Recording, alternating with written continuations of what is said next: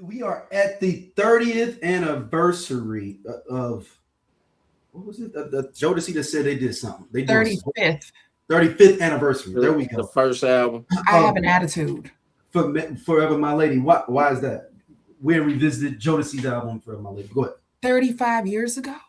Cause that baby 36 now. I vividly remember this album Yeah. coming out. How dare you? What the fuck you mean? This 35 this years. I know. I remember it. I remember I was at my dad's house and he had a friend, like, you know, when adults they got the music playing, the song come on, and one of my dad's friends was like, "Hey, these boys is bad." You know how the old niggas be talking. They be like, "Hey, these boys bad. These They boys going to the top." And somebody these boys bad. What song was it? What song was it? Was playing? It was Forever My Lady. It was Forever My Lady. These boys is bad. If something was cold blooded, Yeah. that's my old. He's like, these boys is bad. Oh, that's my cut. That's my cut right there. That's my cut. Turn that up. That song was cold blooded, baby. But yeah, I vividly remember this song coming out and watching the video and having the tape, and then to hear it 35. What do you mean? 30. I mean, and it's like you're sitting there like, wait, how old am I? Like, what do you mean? I mean, this like, and so as we talk about this album, I guess they said DeVante had most of these songs already produced when they first came into the gate with Uptown, like before. Yeah, they said most of that album was done. Yeah, whatnot. It was like DeVante had already said this. You know, I'll Be Sure this came in and helped out with some finishing touches or whatnot. And I think he did write the Forever My Lady for them. But I think most of that stuff was done by DeVante. DeVante and I'll Be Sure wrote. Yeah, two of them. They produced most of it. Yep. So I mean, first song on the album, "Stay." I mean, don't talk, just listen. Just listen. Man, like, you don't know how much us brothers hating on DeVante at this time. I don't know if there's been a man that and I had nothing against DeVante. I'm talking me as my young 11, 12-year-old self, like, dang, like y'all, he ain't that fine, man. Like, dang, y'all be screaming over him, but he's on the Apollo and he just come out, you know, and the whole crowd going crazy. They ain't start singing then yet. Y'all already screaming. He don't even sing. We young. I'm just like, all he doing in the back is a stand there. I didn't know he produced all this stuff. Yeah, I didn't know he was writing the shit. He only do nothing. That's all he do is look good. And then when I found out the other one is his brother, like, that's them niggas don't do nothing. There's two of them in the group. There's two niggas in the group. It's two sets of brothers. Two of them. And so you could be that attractive, just get away with not doing no work. That's what Dalvin does. Hey, Dalvin is the most active Jodeci member. I just randomly see his Instagram just look, because he's got to keep up to Stacey's point. He's got to keep that alive. Yeah, he'd be like, "Come on out to Vegas. We're gonna be there." Because everyone else can find another way if need be. I've said it before, and I'll say it again. Dalvin is the Ronnie DeVoe of Jodeci. Yeah. That's it. So that's, I mean, but that's not a bad thing. No. You need that person in the group. You need that person. You need that person who, when all of y'all are on y'all bullshit, I'm still showing up. I'm still showing up to the meet and greets. I'm still coming out signing autographs. Right. I'm still showing up. Y'all niggas can figure the shit out, but I'm gonna be there. I'm gonna be at the after party. I'm gonna be signing. Ronnie DeVoe, every move is succinct. Mm-hmm. Is out there. Like, forget everything else y'all got going on. I'm gonna be on time and my move's gonna be right. So again, that's not a diss. It's a, like, you may not sing, but you are a highly distributed member. He may not know the harmonies, but he know the steps. Oh, he for sure know that. Yeah, absolutely. Like he knows it all though. Like, I mean, I mean, with Brooke is uncle too, though. That part. That makes the difference, right? And he probably told him like, "Hey, look here, nephew. If you ain't gonna be in this group too long, if you don't get these, if you ain't the best dancer in here." Miss a step today, be frying fish tomorrow. Like, no, you can't sing, but you can dance. You can dance. Like you contribute to the group. But yeah, Stay is classic. And like I said, some people like DeVante. I've always been on Dalvin. Oh no, it was always a split thing, but DeVante, I don't know what it was the look he was rocking, doing what we talked about earlier, hairstyle too. Wasn't like a little version of that too? He was like the light skin with the light eyes. No, I was like the little bob little thing. Wasn't he doing that too? I'm telling you, the curly bob. I'm telling you, the S curl, Hawaiian silky. What's up? I can't think of the other name. The one Wave knew all of them. That shit rocked like that. It went hard. It went hard. That's the kind of man you wanted in your life. The man who had that curly bob. Because he ain't just pay for the haircut.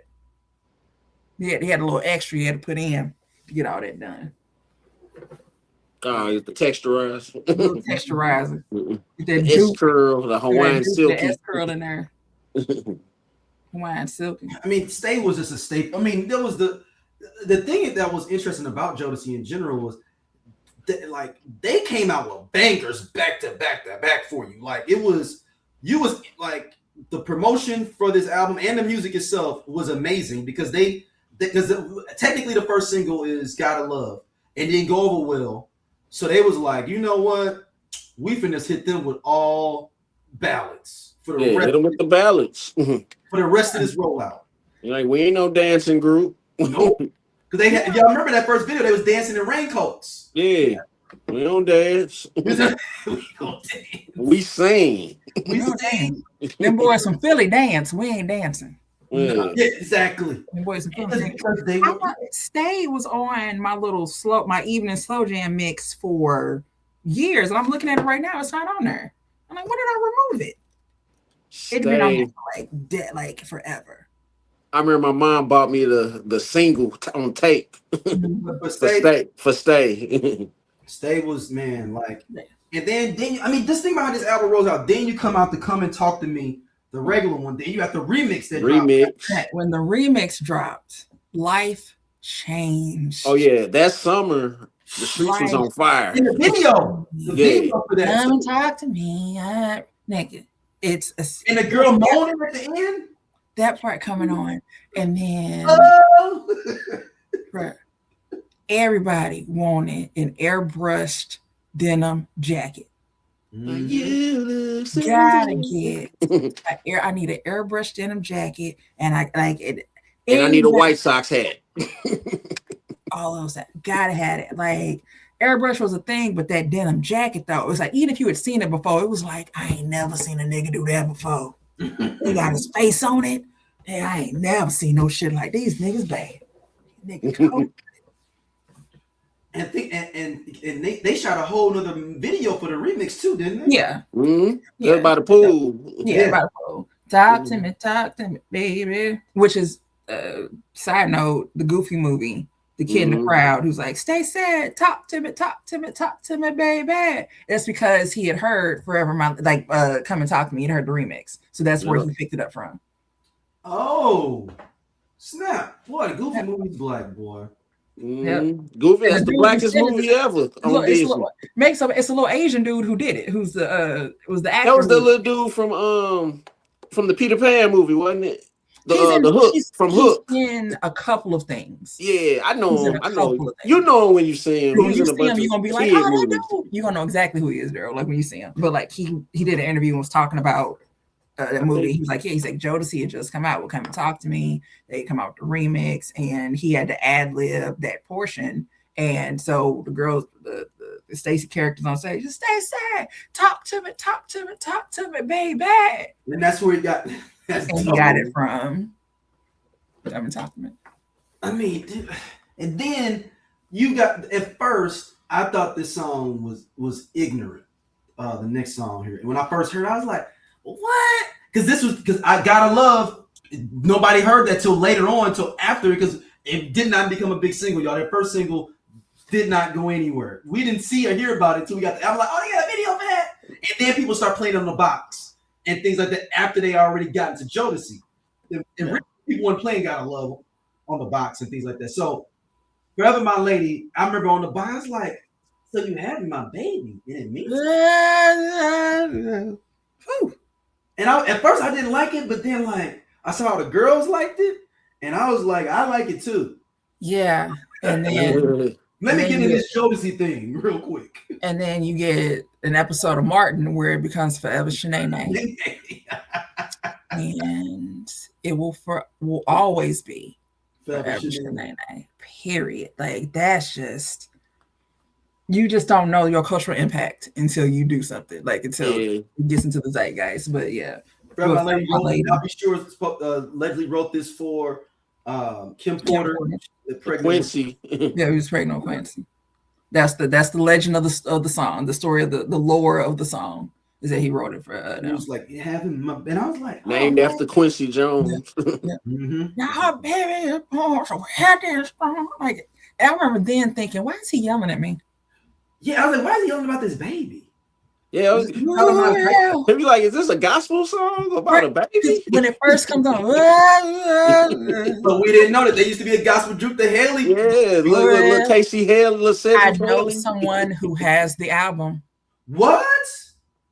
I know. Have you heard it? He has the album. Have you heard it? He's heard it. He owns it. Have you heard it? I haven't heard it. But I know someone who has the album. I heard it's hard to find. It's hard to find. He has the vinyl. He took a picture of the vinyl. He has the vinyl. Because when he posted it, and I was like, I'm so upset about this thing. He was like, I have the album. I said, I don't believe you. And then he took a picture, and I'm like, oh shoot. This is in like the last month or two. Like did this conversation happen? So I mean, it was like, okay. And this is the thing, though. They were bringing that gospel into a urban feel at the same time. And love him and hate him, you got to give credit to the diddler who helped kind of give them their look. You know, I'm kind of giving them a lot of things. You got to give them credit for that. I don't like to give them credit for a lot, but you have to give them credit. Yeah. Some folk country boys from North Carolina. Yeah. And you didn't think they were North Carolina. Like they did so well in A&R and getting them together. You didn't know where it was from. You thought they was from New York. They thought they was from New York niggas. Absolutely thought they. Yeah, that was the thing. That was great. And then, I mean, I'm still waiting. Like, I mean, these are all singles in a row to start your album. I mean. This album's only 3 times platinum. It is? Oh wow! The second one sold the most, didn't it? Oh yeah, I think so. Diary Madman. That did a Madman. Diary Madman. It's 2 times platinum. Oh. So the show, The After Party at the Hotel. Is that got more? Sold more? That's gotta be it. No, that's only platinum. The fuck is I that? would say I don't think the third one sold as many as the first 2. That's because DeVante left the group in the middle of shout out to Doja. This is the album that got Freaking You on there. Mm-hmm. Yeah, and Love You for Life. And Love You for Life on there. And the fast song, Get On Up. Yeah. Mm-hmm.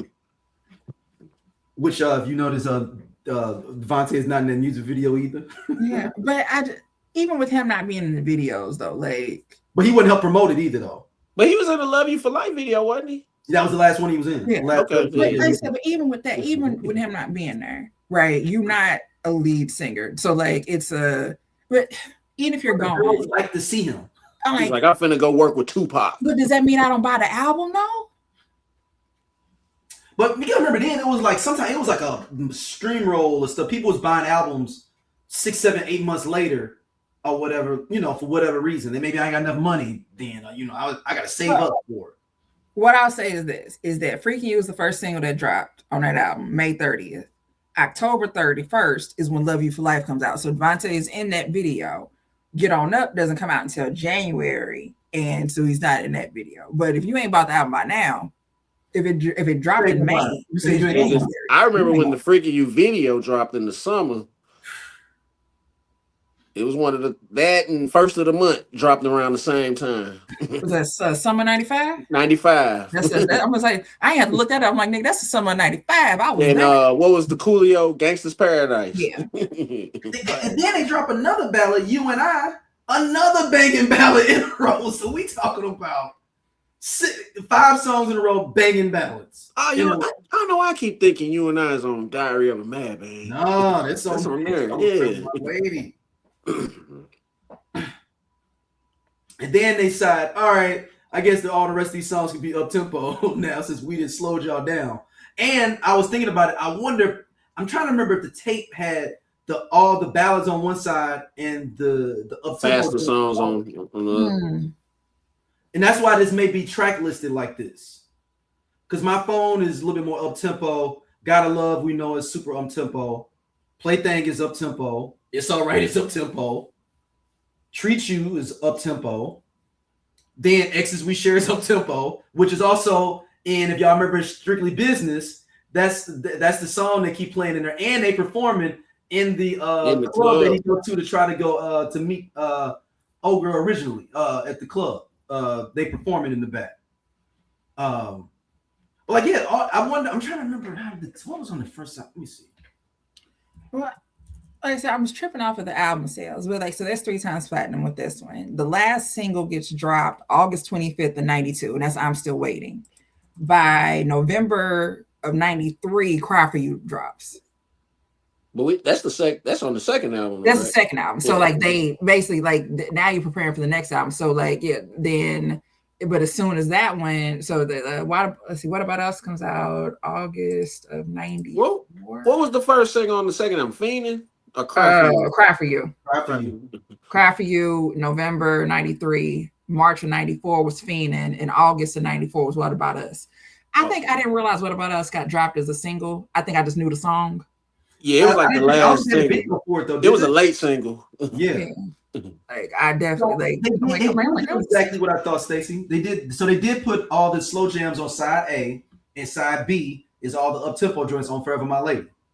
And then people are like, why would you do that? You gotta remember, if you were the tape in your car, you can flip the one side and be kind of bumping and rolling.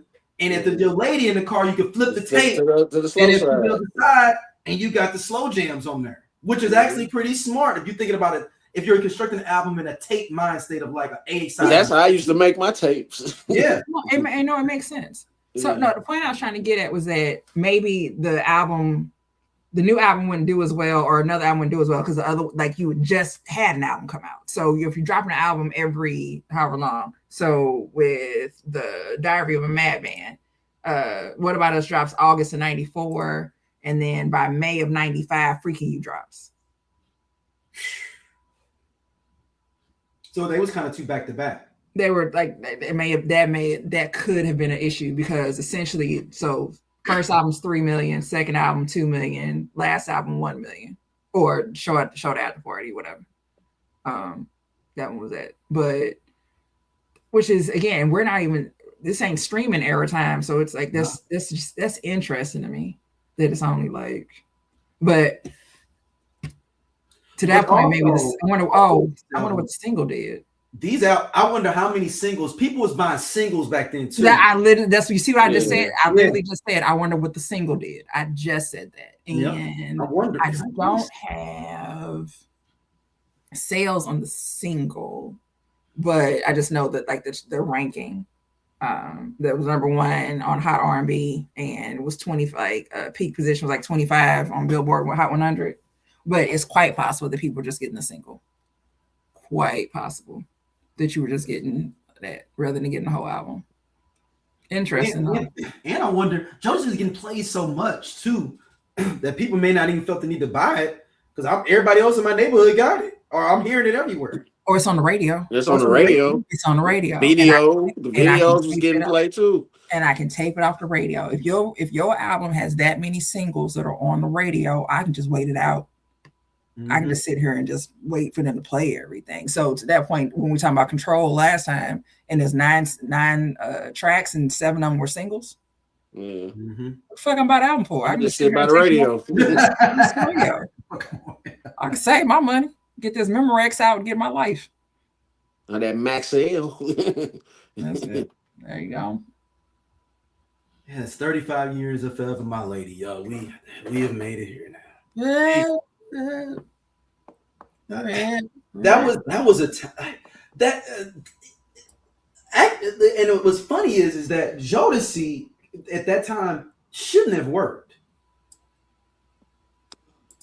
I'm talking about conceptually what the R&B group was looking like at that time. They shouldn't have worked. Because they wasn't clean cut. Yeah, they wearing the suit. And they didn't dance. What was all the contemporaries? You know, Boys II Men was their contemporary. That was your classic group. Yeah, and again compared to other groups. So thinking about like a half, they not dancing. Nope. Yeah, and Shy wasn't out yet, was they? Shy came out the next Shy year. was out already. Shy had already been out. Yeah. Shy was out? Yeah, because Shy was out when I was in elementary school, so 91. They might have came out the same year. I think they came out at the same time. Shy is like 90. I feel 92, like 91, 92. I think I was in 4th grade when Shy came out. Dang, man, it's so bad now. Shy's got pushed out for the Shea Gilgis Alexander now. I can't even put just Shy in no more. That part, I don't even call it. I just say SGA. Yeah, but I can't even put just Shy in, man. Oh, yeah. It came out they came out after Jodeci, like about a year later. They came out. Well, Shy came out 90. The album came out 92, or the single came out 92. Because Boys II Men came out 91. Mm-hmm. Then it was Jodeci. Then Shy. Well, High Five was out. High Five was out early 91. Even after Jodeci, even the groups that came out like around that time, a little bit after, were built in the vein of High Five or Boys II Men or anyone else. Like Jodeci was the one that was like, no, we just up for singing. We don't dance. And we don't dance. I think who was that? Jagged Edge took their blueprint. But then they started dancing a little bit. Well, I guess Drew Hill kind of, right? Nah, they was dancing. They could do them hops. Yeah. We had them hop. But like their sound, to me, they sound. But Shy didn't dance though. They was singing. Shy did not dance. They just sang. Yeah. They just sang. Yeah, but I mean, but Jodeci was a time, y'all. Honest, like it was. It's just 35 years, man. Anytime you can call Doc Martens Jodeci boots. Mm-hmm. And I wonder if Doc Martin was like, we're getting a massive amount of sales in urban areas. I don't know why. That's them Jodeci boots. they get the P&L sheet for the quarter. Like, why are we sold out in Newark? Man, I swear every girl in 4th grade had them Jodeci boots. I think I had like some bootleg Jodeci boots. Newark. It's whatever that next mall is in that town next over. Like, why are we sold out at the whatever Metroplex that's where white people go? Because people didn't travel over there to get the Doc Martens. They came from Newark and Jersey City. Went over to that Cherry Hill mall and got them Doc Martens. I definitely had some bootleg Jodeci boots. They were not Doc Martens. I don't know what doctor they were, but they weren't Doc Martens. Do you think? Honestly, I didn't know they was Doc Martens until I was an adult. I was just calling them Jodeci boots. I called them Jodeci boots. Me too. I didn't know. I was like, oh, these Doc Martens. But very simply put, I know that my Jodeci boots did not come from where everybody else got their Jodeci boots from. Like I know that I didn't have the whatever ones that people were purchasing. I know I didn't have those. Whatever they were. They had the Payless version. The Payless version. Whatever version they had. Like, so whatever version it was, I probably got the Shoe Carnival equivalent of it. Like, so it was still a boot. It was like, it just wasn't Doc. Wasn't Doc. Like, wasn't the creator of it. Do you think that, I mean, the brands didn't really like fucking with black folks like that back then. I was like, Doc Martin could have got behind this and like, really pushed it. They didn't see the vision till really till Tommy Hilfiger. Tommy Hilfiger. So who's the guy? Yeah. So Tommy Hilfiger. So I'm thinking like, who's the guy that worked at Tommy? Like, is it his brother? Is whatever guy that works there that was working there? And I can't think of his. Oh, it's the guy that started. It's like Willie Esco, I think. Like, no, it was a guy who was working for Tommy Hilfiger who would take trunks of clothes to down to in the city of New York, so to give them out to people. Like, so that's how a lot of guys, like, people were getting stuff. Oh, whose name am I thinking of? Well, I know he Am I used to thinking of get Grand Pooba? Grand Pooba used to get it for free. He used to brag about it, like I get Tommy free, I get this free. That's there you go. Because dude from Tommy would come down with a trunk full of shit. Yep, he would And that's always who brag he would about give he it to got him. Tommy. So He he was give like it to the first him, person and to then get it Tommy. kind of, and then they caught on from there and there and there. But then but him doing that was like, dude, I'm telling you, like this, they want the clothes. Like this is what they're looking for. And so that's why I say, like, that's when that's who saw the vision of like, oh well, let's bring them clothes. Let's get them clothes. So you think? I guess Adidas technically is the first like general brand to like embrace hip hop. Adidas would be Adidas. But on this level, maybe it might be Tommy then, huh? Like, so, well, I think so. But Adidas, that wasn't a black brand. That wasn't a black brand. That wasn't a black brand. So because Adidas did. Run DMC, did they get a brand deal or an endorsement deal or not? Because I mean, like Tommy ended up they forced them into the deal when they put up the they put the shoe in the air and blah blah. Like I remember that story, but with Tommy, because Tommy, there's nothing he really did. Like he didn't, even with the clothing that he was doing, he was already still doing the same clothing. He didn't change anything really. Like at all, like he didn't. Hip hop people were wearing them. Yeah, hip hop people started wearing it. I don't really feel like he changed the look. If anything, I think we took the look and just worked with it to make it our own. If probably like he probably wouldn't have done that crop top with Leah had on, like the little tank top. He probably wouldn't have done that without the hip hop influence. But by that time it was hip hop influence. Yeah, by the time Aaliyah got to it, Aaliyah and Usher. Yeah. I can't remember who the guy. Like they said, I don't know. They saying Polo got on board too right after Tommy. Yeah. Like giving deals out to. Yeah. So Polo hops on board. I don't remember if Nautica did.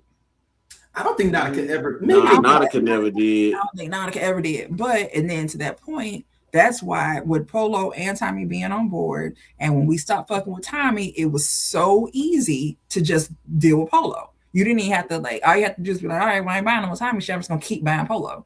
And they had signed Tyson Beckford then too, so he was modeling for them at the same time.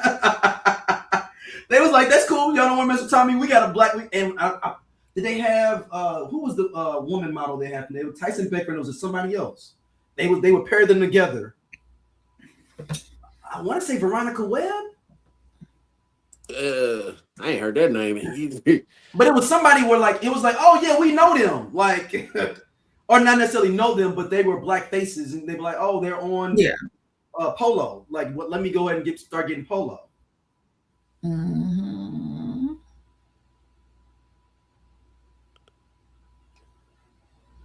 Troop was another one. I forgot about Troop. Troop was another one. Troop, yeah. They gave one to LL. Yeah. Troop gave one to LL. Yeah. And then, because then by the late 90s, it's everywhere, and everybody has their own brand. LL doing Gap commercials with a FUBU hat on. Sean Johns and Rockaware, Esco, Willie Esco, Mecca. So I'm seeing a lot of pictures of Tyson Beckford with Naomi Campbell. Maybe that's Polo. With Polo? That's who it is. Yeah, with Polo. I'm seeing all the ones I'm seeing. The two of them. They signed him at 96 or 97 or something. Yeah, it was like mid 90s. Yeah, like Stacey said, when people start trying, when he was Tommy was getting off Tommy a little bit, they literally had Tyson Beckford in the ads. I remember that, just to get you. Yeah, and then like I said, even if you look at but to that point, they did not. I don't want to use. I don't know. I have a better way to say it. They didn't change their brand. One Boris Kojo in one of them ads too. It's funny you said that. Somebody just put in the group one of the fashion shows that had Boris Kojo in it. Yeah, he was doing the runway. Yeah, Ananda and some other people. More than likely, probably. I wouldn't doubt it. I wouldn't doubt it.